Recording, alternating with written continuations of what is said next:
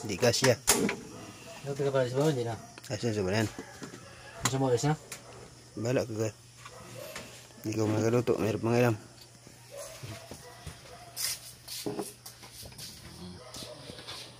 Mga ingredient. Napanood natin sa YouTube, dapat ay dito na pala ano. Malupit pala ito. Ha? Malupit pagluto. Ayan.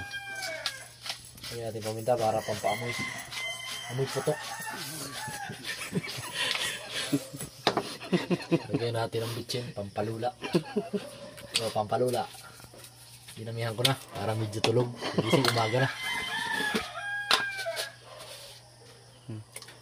Ayan ang ating apoy ah. Nalatan mo para matipid. Nalatan mo para matipid. Siyempre, alam mo na. Matatakaw kasama. Mamaya natin tilagay. Yung kalamesa, lagyan natin. Para... O, aasiman natin para...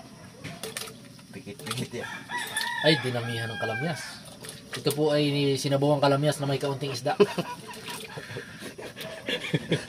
Hindi yung isda nilaw ka ng kalamyas. Yung kalamyas nilaw ka ng isda. Atin natin kulo. Puso mo muna yung ating... Ito, luto na po ang kalamyas.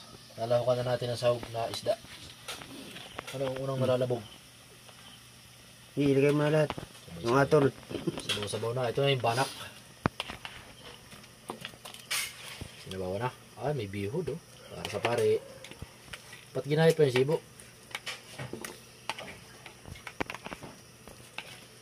Ang makain lang po nyo na yung 3 tao. Pero tinan mo naman, isang kaldero. Kayo ang husga kung talagang matatakaw. Ano ito? Malansa? Hindi. Bihod? Hindi. Papainitan lang po natin ng mga ilang segundo. Pwede na yan. Ayos na, luto na. Kain na, taob ang bahaw nito. Ito, nagalangis-langis. Nakita naman. Oh. Nagalangis-langis ang sabaw ng banak. May hipon pa oh. Oo, may hipon po. Kaya nagpapait. Ito nagpapait. Pwede na higop. Higop muna, higop. O, higop. Papakita na higop, oh. Ayan. Ayan. Kitang-kita sa mukha ang kapugian eh. Diyos ko. Quality o tinitikman oh. Biyod lang. Banak ba yan? Banak? Shout out mo naman yung mga vlogger na gustong tumikim ng banak.